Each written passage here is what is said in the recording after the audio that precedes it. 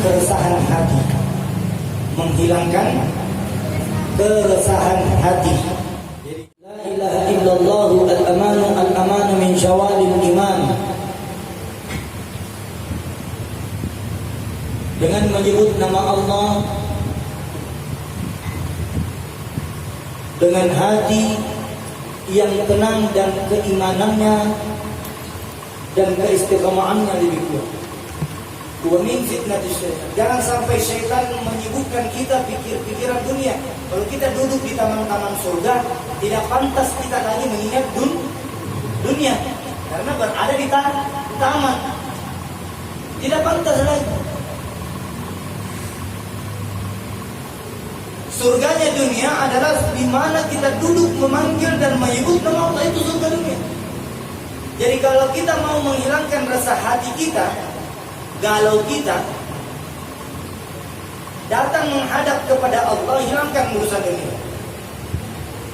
Urusan bertengkar sama pacarnya kah? Urusan bertengkar sama suami dan istrinya kah? Urusan bertengkar sama anaknya kah? Bagaimana cara menghilangkan itu? Caranya menghampiri Allah. Rasa itu mudah. Coba ini ada syair yang dikeluarkan oleh Al-Imam Syekh Abdul Qadir Jailani. Syair ini enak sekali kita ikuti ketika kita mau menenangkan hati, simpel gitu. Makanya Nabi SAW bersabda, ketika engkau marah dalam keadaan berdiri maka duduk. Ini Nabi menganjurkan kita, ketika engkau marah dalam keadaan berdiri maka duduklah. Begitu juga ketika engkau marah dalam keadaan duduk, maka berbaringlah. Toh juga kalau kita sudah berbaring masih emosi, maka berwudulah. Toh juga kalau kita sudah berwudu masih emosi, maka sholatlah 2 rakaat untuk menghilangkan emosional di dalam tubuh dan diri kita. Hadirin wa hadirat jamaah yang dimuliakan oleh Allah. Al-Imam Syekh Abdul Qadir Jailani berkata, beruslah. Beruslah itu dari kekuasaanmu. Dari yang marah menjadi baik. Dari yang baik semakin baik. Dari yang hitam ke putih. Jangan nanti sudah ke putih baru ke hitam lagi. Nah, beruslah sama seperti halnya berhijrah. Uslah artinya berpindah yang dari tempat yang tidak baik menjadi baik. Nah, selanjutnya Al-Imam Syekh Abdul Qadir Jailani berkata, beruslahlah engkau dan serahkan semuanya kepada Allah Jalla Jalaluhu. Kita serahkan semua urusan-urusan kegelisahan ini kepada Allah. Kita serahkan kegelisahan, kegundah gulanaan kita kepada Allah Subhanahu. Bagaimana caranya? Kalau kita gelisah di tengah malam, maka bangunlah engkau, berwudulah, salatlah qiyamul lail, salat hajat, salat taubat, salat tahajud, berdoa agar galau itu tergantikan dengan amal ibadah dan pahala-pahala kita. Jangan sampai galau lagi tanpa bermaksud. Kalau kita beruslah dengan baik, ada 2 macam kalau kita ditimpa musibah. Kalau orang kuat ditimpa musibah yang besar, maka dengan cara dia mendekatkan diri kepada Allah. Ini kalau orang beriman. Kalau ada orang beriman diuji kepada Allah, diuji dia dalam pikirannya, saya sudah sholat tommi, zikir tommi, begini tommi, zakat bagus, sholat bagus, puasa bagus, zikir, doa bagus. Tapi kenapa ujianku semakin bertambah? Kenapa ujianku semakin bertambah? Ada tonji di sana temanku tidak sholat, tidak zikir, tidak berdoa, tidak begini, tidak pernah susah. Nah, jangan menjadi orang beriman kalau tidak mau diuji. Karena orang yang beriman itu pasti diuji. Jangan menjadi orang yang beriman kalau tidak mau diuji. Hah? Kenapa Pak itu Habib di sana tidak sholat, kita sehat-sehat ibadahnya? Karena orang yang diberikan nikmat di dunia tidak mungkin juga diberikan nikmat di akhirat. Orang yang berani tinggalkan sholat, tinggalkan doa, tinggalkan zikir, maka sungguh dia juga akan menikmati kesenangan dunianya sementara saja. Sementara jiwa. Apa-apa yang kita miliki di dunia ini Pasti ada game overnya. Pasti ada akhir, ending terakhirnya. Perabotan saja kalau kita pakai bertahun-tahun pasti ada hancurnya. Begitupun tubuh kita. Tubuh secantik apapun pasti ada keriputnya. Secantik apapun wanita sewaktu gadisnya, lama kelamaan dia akan keriput satu persatu. Tangan yang halus, putih, bersih nanti akan keriput. Bagaimanapun kita canggihnya untuk menggosok badan tak, kalau sudah waktunya keriput. Bagaimanapun waktunya ajal kita mau lari, maka tidak ada satupun yang dapat menghindari ajal itu. Hadirin wa hadirat jamaah yang dimuliakan oleh Allah. Orang siapa mengharap perjumpaan dengan Tuhannya, maka Allah juga ingin berjumpa kepadanya. Dia berharap berjumpa sama Allah, tapi dia tidak sholat, dia tidak zikir, dia banyak protes. Mau berjumpa sama Allah, ya Allah, kenapa selalu susah-susah hidupku, gelisah-gelisah hidupku, resah-resah jiwaku. Coba saya kasih bayangan lagi.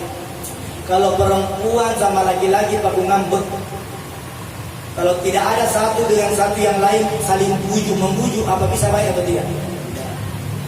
Tidak bisa. Harus ada salah satu mengalah. Suami mengalah kan?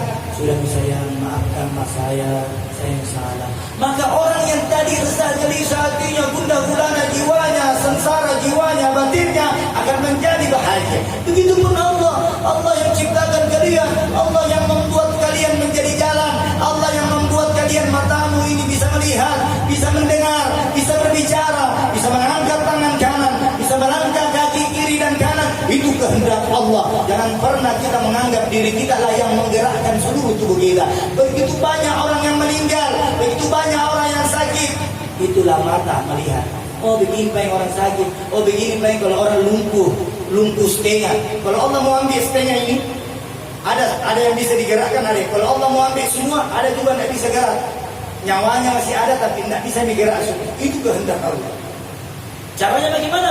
Bertafakkur, bermohon. Obatnya itu simple.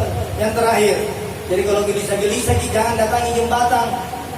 Kalau gelisah-gelisah jangan datangi teman yang, kalau gelisah hati kita jangan datangi teman tempatnya bercurhat, baru teman itu nak kumpai juga bila tinggal kami bodoh. Ini kalau curhat boleh curhat sama orang yang bisa menjaga rahasia kita. Satu. Kedua, boleh curhat sama ulama, para kiai, yang penting menjaga rahasia. Yang kedua, memberi solusi, bukan nak kumpai orang. Ini kalau tidak sayang mau tinggalkan nih. Contoh. Jadi simpel kan? Ini bukan perkara bongkar pasang. Ketika ada orang bilang tidak baik suamimu, lantas kau bilang baik. Yang bilang baik dan tidak itu bukan manusia, bukan teman tak. Yang rasakan suamimu tidak baik atau baik itu kita, bukan temanmu. Ada juga orang begini banyak. Habis begini dia. Saya lihat nanti suaminya lain tuh nanti bicara habis begini istriku begini. Suaminya lagi bilang begitu istriku. Yang mana kamu mereka?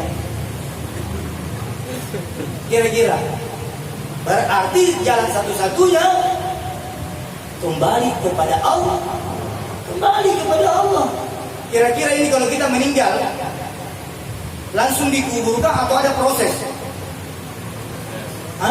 Proses. Kalau meninggal karena corona langsung diproses atau Saya mau tanya dulu. Kalau meninggal karena kasus corona langsung diproses atau langsung dikubur? Langsung dikubur. Itu simpel namanya. Tidak mau susah. Tidak mau bikin langsung agak-agak. Nah begitu pun juga Allah.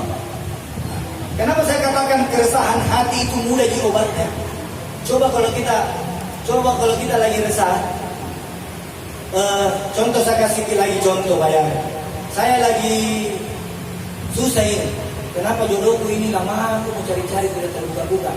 Saya contoh. Saya selalu ini bilang jodoh karena mudah-mudahan kita semua yang belum menikah. Yang sudah menikah. Semakin sore-sore yang saya tidak mau suruh tambah lagi. Jangan, jangan sampai hawa nafsu itu menguasaimu. Yang punya hawa nafsu siapa? Yang punya hawa nafsu siapa? Allah berikan kita hawa nafsu. Kita mau bawa itu hawa nafsu ke baik atau tidak, itu siapa yang atur? Kita. Sama seperti kalau beli ke TV, bonusnya adalah remote. Kita mau pencet nomor 2 kan, nomor 3 kan, nomor 4, itu sesuai. Jadi kesimpulannya, bagaimana cara menghadapi kegelisahan? Caranya, datangi orang yang menciptakan kegelisahan itu dan bersujudlah di hadapan Allah agar Allah Subhanahu wa taala mengganti kesusahan itu menjadi mudah. Fa inna ma'al yusri yusra wa inna ma'al wabillahi taufiq. Assalamualaikum warahmatullahi wabarakatuh.